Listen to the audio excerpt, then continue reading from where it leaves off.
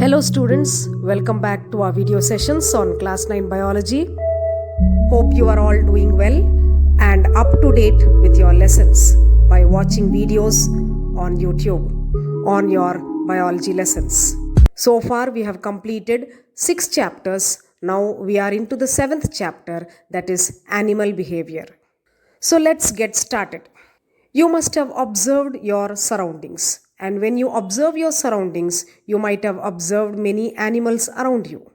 Some questions must have popped up in your mind, like why fish does not need to learn how to swim? How can the butterfly know where to get nectar and how to get that nectar? How do ants search for their food and give information to the other ants? Who teaches the bird to make a nest? These questions can be answered if we can understand a pattern in the way animals behave. Animals behave in a specific way, and we should try to understand why animals behave in that way. What are the factors affecting their behavior, and is there any pattern in their behavior? So these things we will be trying to understand. Animal behavior includes all the ways in which animals interact with other organisms and with the physical environment. Behavior can also be defined as the change in activity of an organism in response to a stimulus. The stimulus may be an external or an internal or a combination of both. So, to understand behavior, we need to know what causes the behavior and how it develops in an individual and how it benefits the organism and also how it has evolved. Some behaviors are innate, that is inborn, genetically acquired, while other behaviors are learned, that is they are developed through experience. So, in any case, behaviors may be innate or they may be learned. Please remember, behavior is also shaped by natural selection. They increase an organism's fitness. They also help the organism to survive and reproduce. You might have noticed many of the behavioral aspects of animals around you. So you can also be asking, what is behavior used for? Animals have behaviors for every aspect of life. That is, from finding food to finding mates, like fighting off rivals, and for raising offsprings. So these are all the reasons why animals have a particular behavior. It is helping the animal in this way. So let's take a closer look. The study of animal behavior begins with understanding how an animal's physiology and anatomy are integrated with the behavior. Physiology is the functioning of an animal or an organism and its parts. Anatomy is the structural component of an organism or an animal and its parts. So, physiology and anatomy are integrated with behavior, and this we need to understand. Sensory systems like the eye and the ears, they provide information from outside the animal that which when integrated shape the behavior of an animal. Senses like hunger or fear affect the behavioral pattern. So these are senses that provide information, and these senses belong to the physiology and anatomy of the animal.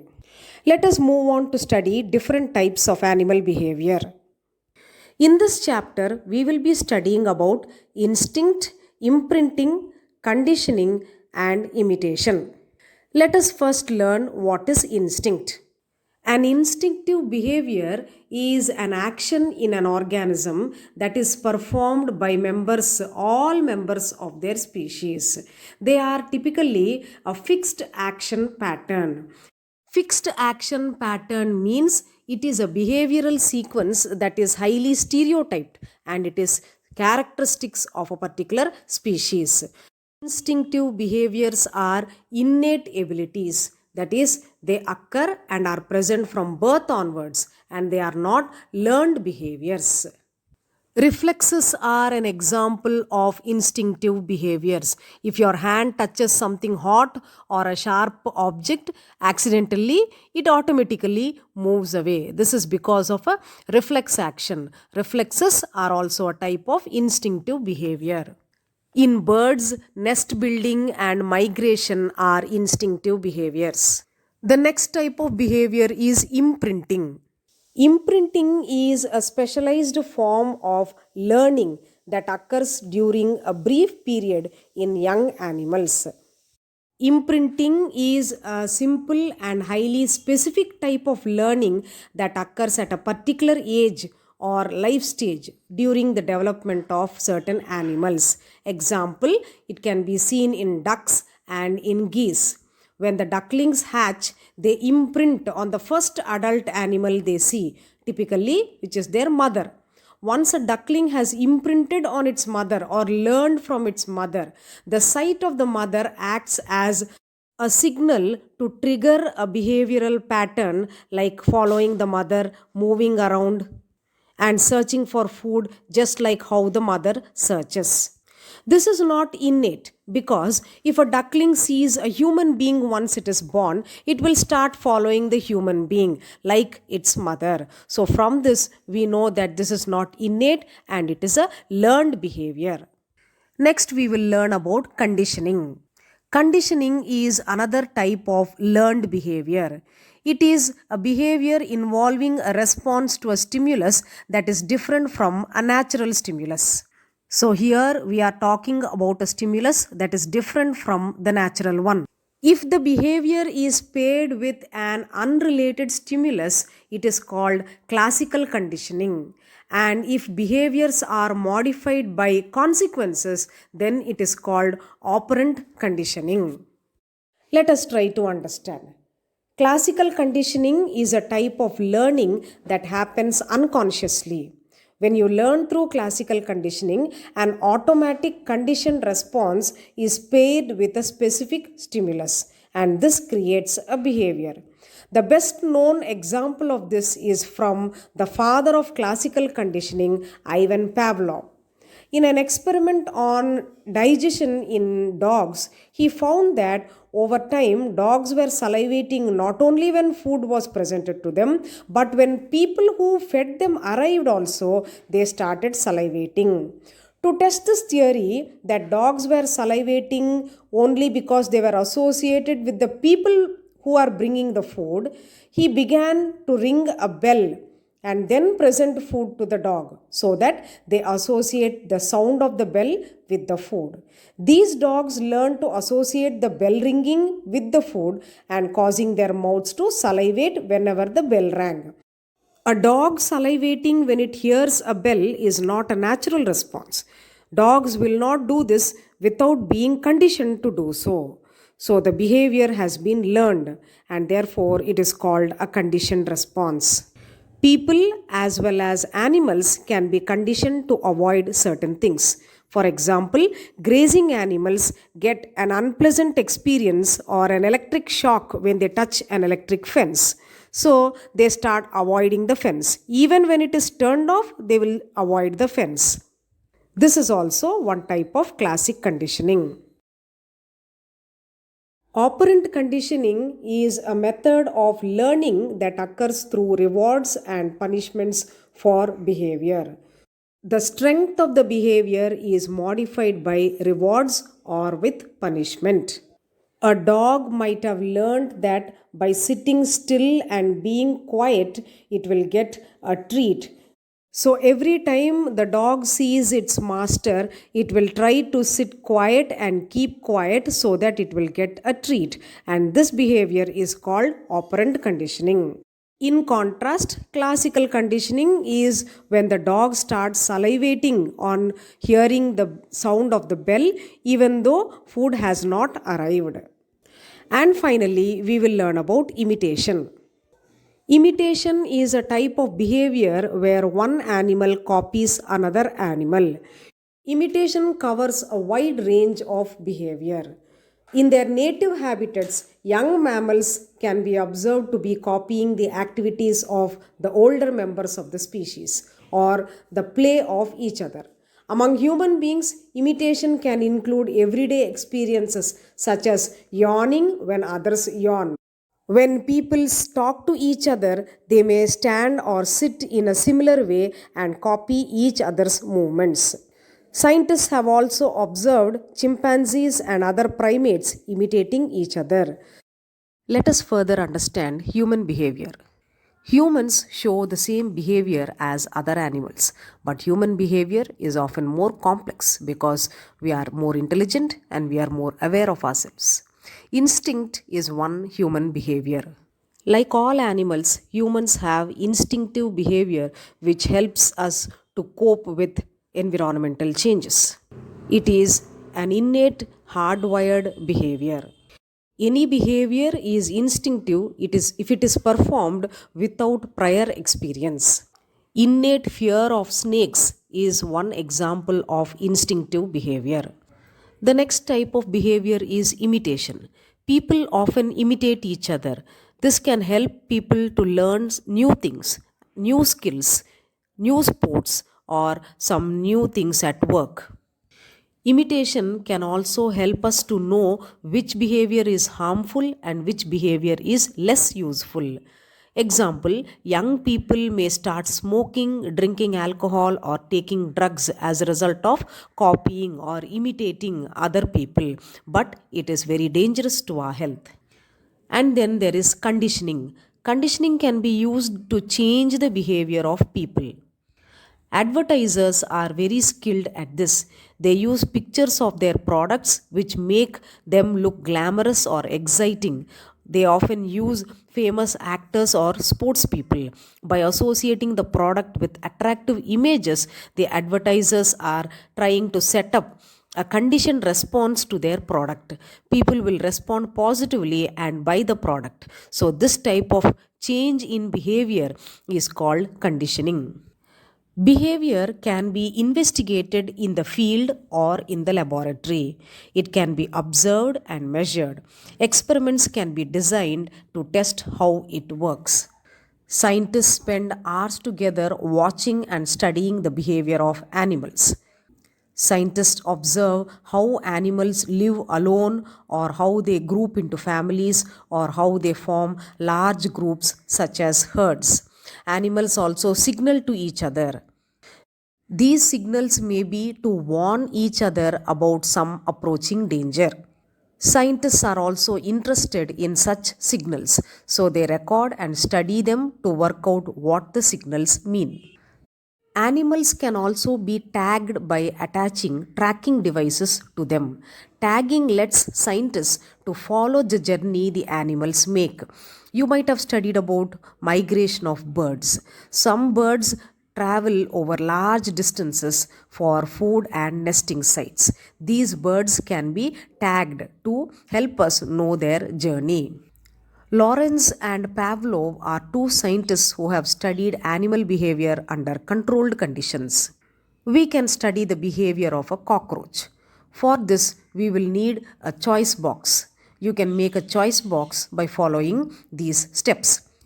Take a box and divide it into 4 chambers with the help of a cardboard as shown in the figure.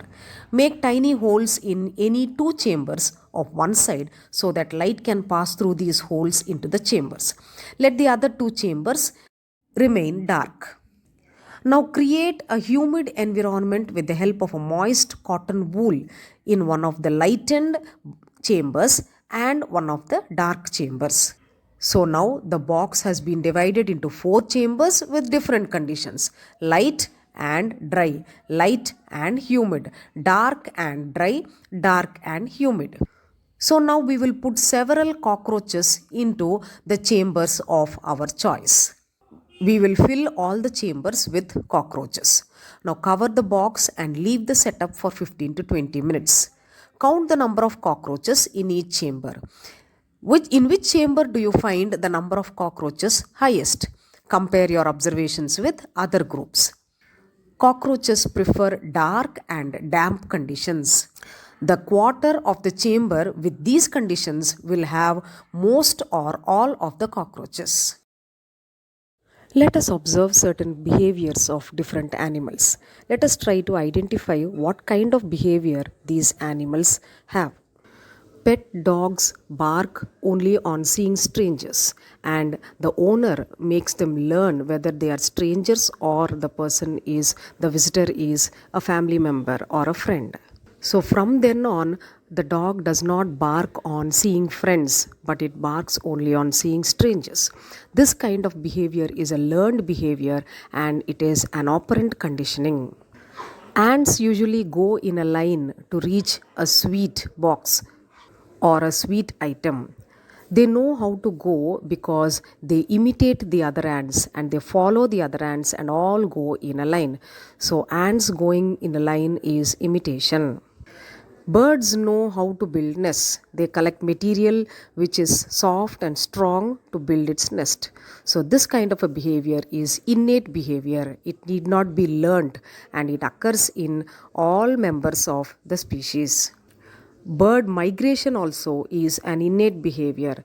It occurs in response to changes in the environment, but still the birds know when to move and they move in search of food and shelter. So, in this way, offsprings of different animals, whether they live on land or in water, they perform various activities by instinct, by imprinting, by imitation, or by conditioning. Animal behavior is also based on different biochemical reactions. The identifying ability or smelling ability of dogs and searching and communicating nature of ants is because of pheromones. What are pheromones? Pheromones are similar to hormones, but they are secreted outside the body of an animal. Pheromone is a chemical that an animal produces which changes the behavior of another animal of the same species. So, animal behavior is also shaped by pheromones. Do you know animals are also intelligent? Intellectual abilities in animals is all about the skill and ability. It is interesting to watch birds making nests. Nest making varies from species to species, and birds build nests in different ways. So, this is one kind of intelligence. Beaver is a semi aquatic rodent. It is a mammal which lives in North America. It builds dams across water streams. It uses its teeth to cut big trees and logs and puts trees across the stream. So, the water is logged, and stagnant water is the living home for a beaver's family. The beavers even construct walls using twigs, stones, and mud. Don't you think this is intelligent? Then we also have the example of wasp. Wasp is neither a bee nor an ant. It is a winged insect which has a narrow waist. Wasp builds its nest using chewed wood pulp and saliva. It builds its nest in wall cavities, roof spaces, sheds, garages. These are the shelter spots which have easy access to outside. This is how wasps make their nests. Further examples of animal intelligence goes on to talk about a bird called scrub jay. This bird hides its food. After some time, in search of the hidden food, the scrub jay finds that the food has been stolen by another scrub jay bird. So, hiding food is one kind of behavior which we see in scrub jay bird. Squirrels too hide their food in a fascinating way. They behave in such a manner that somebody is trying to steal their food. So, in order to misguide others, they dig holes in many places and heap leaves to cover them. So, most of the holes won't have any food. Only in one place they hide their food. This is to cheat the other squirrels. So, therefore, cheating, bluffing, hiding, these are all characteristic features of self consciousness, and even animals have this kind of behavior. Dolphins too have great logical thinking power. They can remember names and understand a code language if they are trained by practice. Actions, if practiced, can be understood by dolphins. For example, if we train the dolphins to bring a ball from the tub using a code language, then the dolphins will learn it quickly and bring the ball from the tub. They can also remember their names by short whistles or long whistles. Variety of whistles are recognized by dolphins. Dolphin behavior was studied and proved by the scientist Hermon. The African grey parrot also is an interesting bird. This bird in 1977 was bought by Irene Pepperberg and she trained this bird. Slowly, he made the bird learn more than 100 words. He then arranged the words in such a way that Alex can frame its own sentences. Alex is the name given to the African grey parrot by Irene Pepperberg. Soon, Alex could identify colors and name the colors and identify shapes also. So, therefore, what we come to know is that every species in the animal kingdom has its own standards of intelligence, which reflects through the behavior.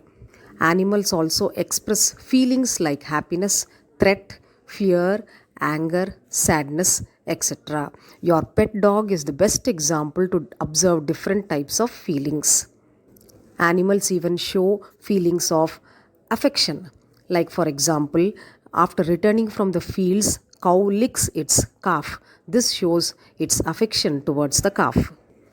Hissing of snakes, barking of dogs, sniffing of nailed hair of the hedgehog are all expressions to protect themselves from predators.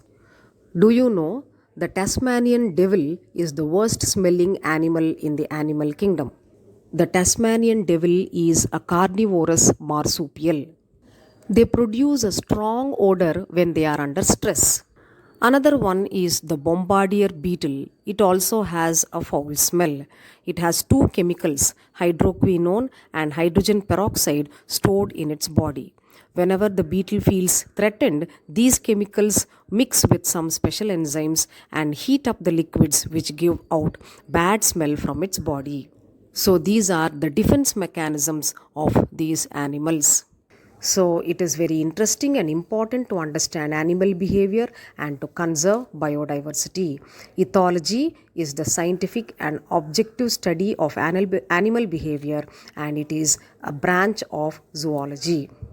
The focus of ethology is on animal behavior under natural conditions.